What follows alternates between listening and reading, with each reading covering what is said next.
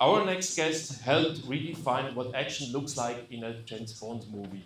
As a pioneer of rerunning, he brought an entirely new style of movement to the big screen. Many of you will remember him, of course, as Mollaka in Casino Royale. The man who gave Daniel Craig a very hard time in his first outing as James Bond. Let's first have a look.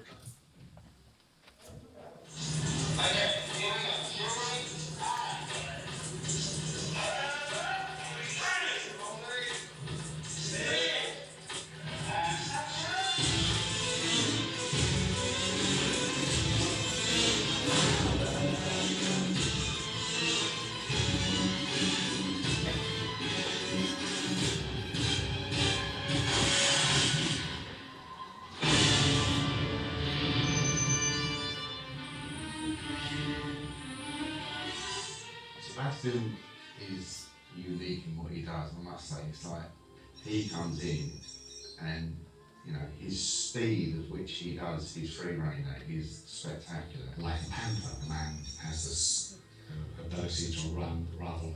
He's like a ballet dancer. He just glides up everything. He can move like the wind. Sébastien was an amazing guy to do what he does, let alone anything else, but also to be able to act and perform. And I think the bonus that came out of it, that was unexpected from us, that he was so good at acting. And he understood about acting, and he learned very quickly what the camera does and what the camera sees. And he knew when to turn it on and when not to turn it on. And no, I was very impressed with him. The idea is to do the stunts with the actors, and it makes it more believable, because people are in a way getting tired of all this CGI and seeing things that really are not real, and they're possible to do for real. So why not? Why not do them for real? I can sort of run along and jump over a fence, but he's just like an Olympic sprinter. The difference is just like unbelievable. His technique and his gracefulness in the way he does things, like the way he climbs up bars and all that sort of thing. He's very spectacular at work.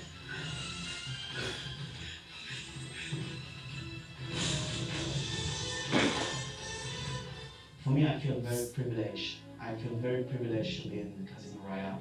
It's something very special. I know it's very rare with people who have the chance to be in a James Bond movie. I can say I'm still surprised. Because I can do another movie, but it will never be like this. I now understand. It can be good, fine, but it's so special. It's so special. It's not making the movie. It's the domain. Please welcome Sébastien Foucan.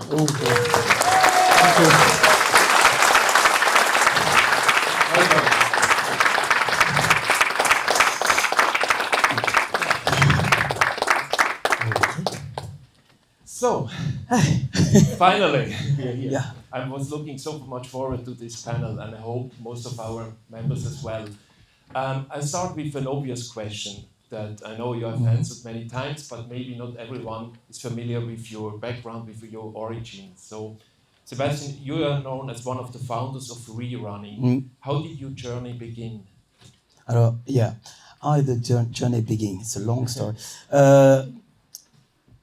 I call it parkour. Okay. Now here in the country we call it free run. Okay. Shortcut. It's the same thing. Okay. Just like, let's be quick. It's the same thing. How did it start? I started with my friend, just playing around, like, you know, I'm sure if you are children, jumping, climbing, everything, recreating adventure. Okay. And that was our connection we had. Like some people say, oh, we play basketball, we play football. For us, we go outside and we do what we were doing, like creating, like we're Indiana Jones. So it was not spectacular at the beginning because we were like just like here, you know, but when you're kids, the floor is lava. So you see we're doing this. The thing is, what happened is we never stop. And when you do something and you never stop and you keep on doing and doing, from being age of 14, 15 to age of 20, 25, now people start to say, that's special what you've got. And the story happened is the brother of one of my friends took a tape, bring it to Channel 2 in France, and he said, you need to see that. And then show this, and this is the starting point of my discipline, how we started. Okay, nice, yeah. Because I was asking if you could explain in few words the difference between free running and parkour, or more words if you need. Okay, no, easy. It's easy. Parkour is the original word for what I do. French word, etymologically speaking. Parkour, you can find it in France. P-A-R-C-O-U-R-S, parcours du combattant, parcours d'obstacle, parcours fléché, parcours. But it's P-A-R-C-O-U-R-S. We were a group of friends which we split different groups. So one of my friends who did a movie called Banlieue 13 or District 13 was very influenced with his father, so he wanted to keep parkour, the original name, and he put it a K and like just take off the S, parkour, P-A-R-K-O-U-R, parkour. The other group, which was named the Yamakasi, some people know what I'm talking about, people have no clue. It's a group of friends, split. The other guys decide to, I name it Art du Déplacement. So nobody ever heard about Art du Déplacement. It's Art du Déplacement. And I had a suggestion from a friend, say, why don't you call it free running? You know, it's free running, you know, it's English, so it's going to be universal. I say, okay, why not? So I come up with the idea of free running. With time, free running was more like the balletic creativity, because for me, I'm an artist, so I was influenced. I say, I don't want to be restricted, because parkour was efficiency from point A to point B. Mm-hmm. Bang, like military, this is it. To be strong, to be useful, and to survive, or to help someone. You see that? But for me, it's like, but I want to be able to, like my inspiration, Bruce Lee, okay? Use what is useful, reject what is useless, and to be creative.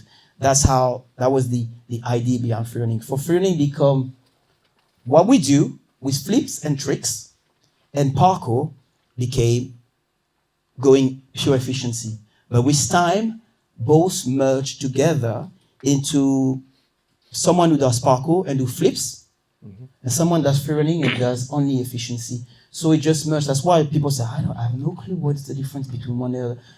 It's the same stuff. I would say you know, when you go outside, say, I go jogging. Now, parkour has become the common name for what we do. So I go outside, I do parkour. That's what we do. So we will hear less about free run, more about parkour as a general speak. Okay, thank you very much. I mean, what does free running mean to you personally? Is that also if you nothing? I thought maybe if you overcome obstacles in real life that you can adopt for your. Yeah. Okay, I'm gonna be short because now it's deep. It's deep that we're talking about something like very dear to me. For me, it's like sometimes I say, you see a wall, you see a dead end. I see a wall and I see opportunities. And that's defined what I do, overcoming obstacles. Mm-hmm. And we have a lot of analogy in life, you know. Not everyone can jump and stuff like that. But however, we all have challenges, obstacles, doubt, decision-making and stuff like that. My discipline is on top for that. Everything you learn while you're doing this is the seed. It's almost like in martial art, you know, the wooden dummy. Parkour for me is the wooden dummy for this particular mindset. So it's an art form, but it's a very useful art form. Great, thanks. Let's move fast forward. Most people are most familiar with the next one. How did Casino Royale came into your life? Cool. Do you remember? A few years ago? Yeah, I do remember very well. It's before Casino Royale, no one knew about me. So, but I did a documentary in UK called Jump London, which was very successful. And that's where people basically put the light on me so people can see. It arrived at a particular moment when they had the Jason Bourne franchise coming, okay. There is this idea said, no, Jason Bourne is not the number one. The number one is James Bond. So the idea is like, we need to bring James Bond back because no one can match with James Bond. At this time, they knew James Bond, they will have a chase. And someone said, I heard about a guy who's doing something special. I think that would be good to have him into this project. And then I received this message on email saying, yeah, we want to invite you in Pinewood Studio. So I had no clue what Pinewood Studio was. To a project. Everything is mysterious. I think they had a name for it. I don't know. You know, they always have a fake name. They usually have. Yeah. So I forgot what its name was, but anyway, for this name of okay. So I came in Pinewood Studio, and I arrived with this long corridor. You got all the James Bond girl, all the James Bond, and walking. And my friend said, "I think it's for James Bond." I was like, "Nah." So that's where I met Barbara Broccoli, Alexander White, Michael Wilson, and then start to explain to me, this is the project. So they show me everything, the model and everything. So yeah. So it was not like a traditional casting process. They already had clearly you in mind for that. Yes, I think outcome. they already have me in mind, but I still did the casting. Yeah. Kind of. They didn't say it, but when I was with Gary Powell outside with for me, almost like I'm a professional, but I've got a child mindset. So when they were playing with wires and stuff like that, jumping, stuff like that. So there is cars and say, okay, show me what you can do. So they said, oh, I can jump on the car. I can run and jump. Yeah. Okay. So I jump everywhere. So I think they start to look at, can he understand instruction? Can he speak English? Can he and then is he reliable? Gary Paul also has to make his mind. You know, is this guy, I can bring him on board. Yeah, I think that was my casting. Oh, right. It was not official, you know, but that was the casting. But when did you realize it was going to be more than just a stunt role? I mean, it became really big. You were not aware of that at the beginning, probably. No, I knew. You knew? Okay. I didn't know if I will have a part as an actor, but no, I didn't know. Because Barbara showed me the model of the girder and the crane, which is something I remember. And she said, oh, by the way, are you afraid of heights? No. But she already said to me, I'm going to be in the James Bond. I didn't know the extent of my part, like how much, okay, they want me to do my thing in this crane. In my head, it's like, I don't play on crane every day. It's like, who's doing that? So, do you think you can do something on this? Yeah? Let's try, yeah. Sheer bluff. I had no clue. But I knew it was just both of us. Like, okay, just shut up. Just do it. We'll figure it out. So, yeah. You did well, yeah, with bluffing. Thank you. I mean, you just gave me the right bridge for the next one. I mean, the Madagascar chase scene became quite iconic in time. And I would like to know how much of what we see is your own style and how much was choreography. Did you have the freedom to bring in your own ideas? Yeah, absolute freedom. Okay. Yeah. Talking with, it's a collaboration. Everything I do, okay, take the credit, fantastic, you're great. But we work great. It's all together. So I work before with other people, but people don't understand the way you move. You can be good at moving, but if people don't understand, like, for example, could you take a picture of me? And then he put his fingers in front of the camera. It's like, oh man, you miss. So you need someone to understand your way of moving. And I'm quite fast. So if the guy doesn't understand my way of moving and stuff, he can completely miss. So with the second unit director, Alexander White, which for me, I give him a lot of credit because he really, really understood me to the T. Because we did some car trial together outside with the phone and stuff like that. I said, do it. And he asked me a lot of questions. Why are you doing this? But what do you think when you do this? That's, for me, I think this is the most important thing. Because he really, he understood me. So I had to do everything. So then you, from point A to point B, Shanty Town. Okay, then we go to the construction site. Then you got the girder, the crane. You finish at the embassy. It was already mapped out. Yeah. How to do it, no clue. Gary Powell, stunt coordinator, already had all his idea about the truck, the crane, the jump from the crane, because when I arrived in Pinewood Studio, you know this day when I arrived, they were already doing the rehearsal from the jump. Oh, right. So she said, Seb, come with me. I want to come with you. He said, I want you to jump. but they were already doing the rehearsal.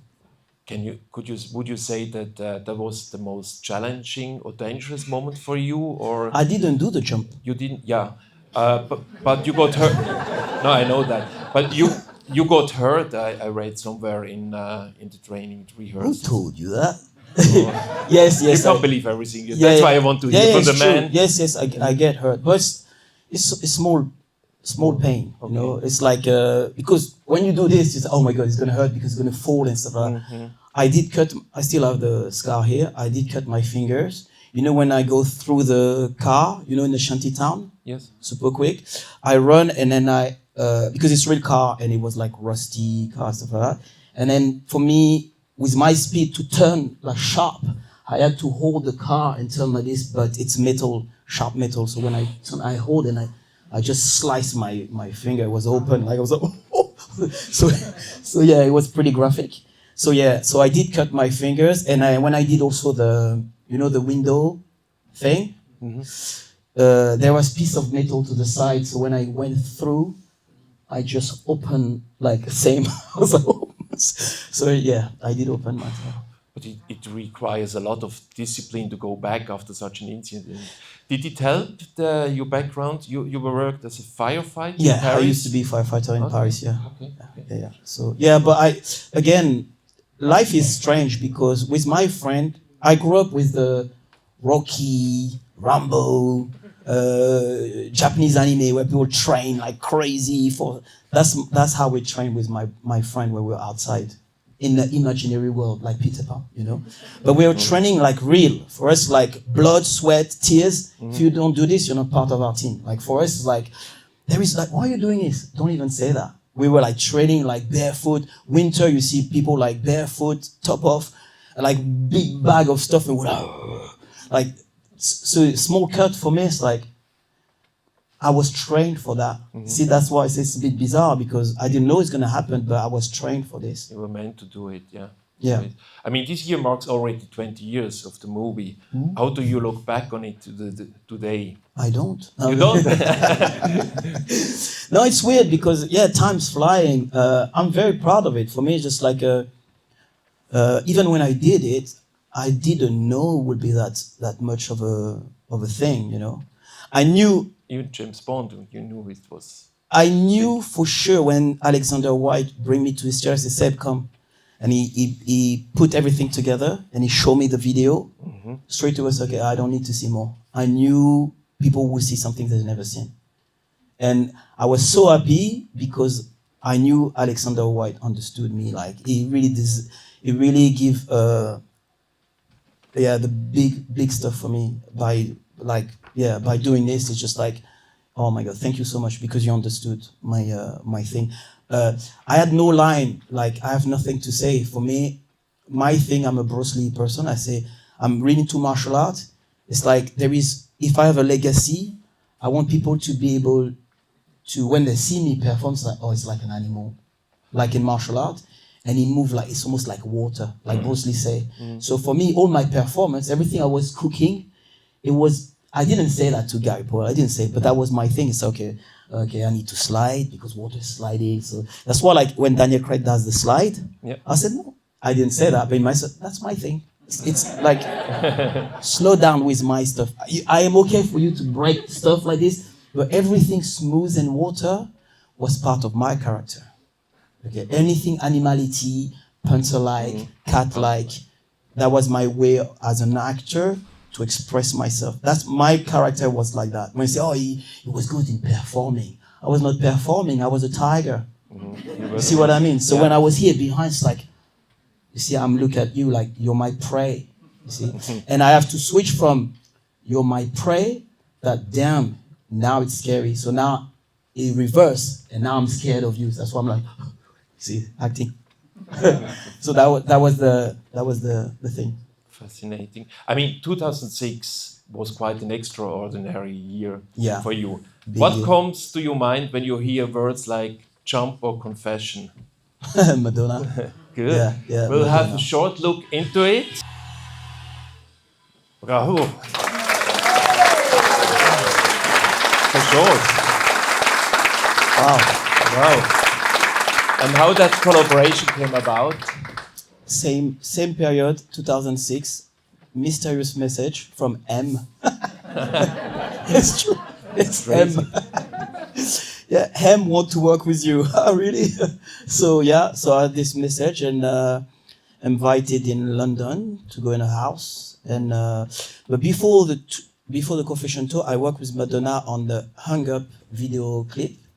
So that was the first time I met her in her house. In my head, so, okay, it's one off. You know, you work with a superstar. Like, this is what happened. I'm lucky. And I thought I would never see her again. And then she contacted me again and said, okay, I've got this project. I'm going on tour for 6 months. Do you want to come with me? Is it true that you broke your wrist just 1 week before the tour started? Yep. Yeah. That's amazing. Yeah. I mean, so you must have been in pain. Oh, yeah. I did 6 months with a broken... You can see I've got the bandage. I got 6 months with a broken wrist.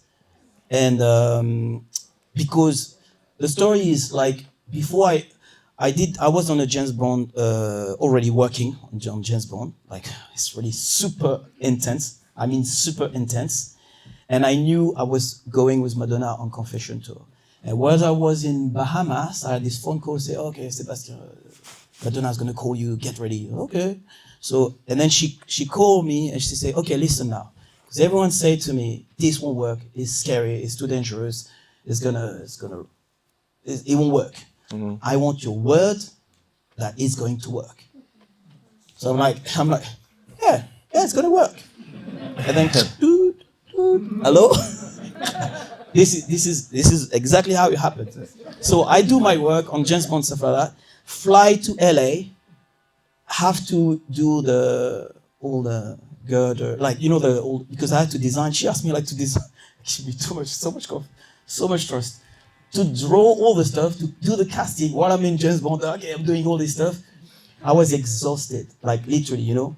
And then, so I give my word. And 1 week before we start the tour, I did the handstand. You see the handstand? Yes. They asked me to do 3 times in a row. So, oh yeah, Madonna, to see, you need to see. I said, can I mark it? Just like pretend I'm there. No, you need to. Okay, I'll do this. Lose my control. Bang, bang, fall. Crazy. Yeah, I'm pretty lucky. Like, I'm like a cat. Maybe I'll use all my life. But anyway, so I fall, and then I fell. I said, something is wrong. I said, okay, you're fine. So anyway, fast forward, I broke my wrist. I said, what are you going to do? What are you going to do? Give my word. Gee. So I went for 6 months with my broken wrist. I had bandage. I say every month I need to see a doctor to check on my wrist. So yeah, I do remember. Every time I climb, I hear my bone like... I get crazy. It's true. I'm sorry. I get already information that our time is almost running out. But yeah, it's too fast because I put up for 1 hour. But now I'm going to speak faster now. Yeah, and I won't have so many questions. But I have one. This is only 1 minute, and we have to. Are you still with us? Yeah, good. Okay, thanks. Now, I always wanted to say that's Lindo and Monty Python. Now for something completely different. I'm not sure if you see that coming. Before you say anything, there's a rather unusual story about you and an animal. Let's have a look. Oh, I know what you're talking about. Me and an animal. Oops.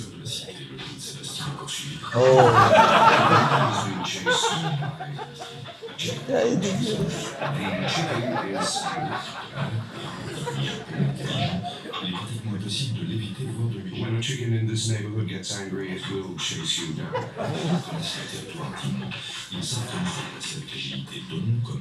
goes the young man. Look, there he goes. Quelquefois même, il le sait même avant vous. Okay, there is the chicken. Bien sûr, ce n'est pas facile, surtout en cours. No, he cannot fool the chicken.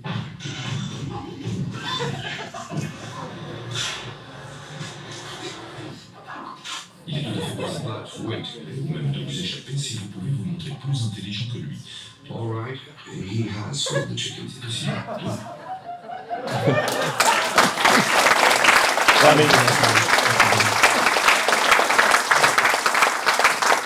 we'll talk about that story afterwards because time is running out. I'm only happy that we don't have chicken tonight on the menu. Yeah. Maybe for a last question, what are you focusing on these days? What are your goals for the future? I know you're involved, you're working as a speaker, you have the Foucan Academy, whatever you want. We have a last few minutes and then we have to close up. What are your goals those days? I'm really focused on my academy. I'm an entrepreneur. For me, it's like working with the children, transmit physical activity to them. Not so much parkour, jumping, but it's like literally, like I say to you, it's really this idea of you don't believe in yourself.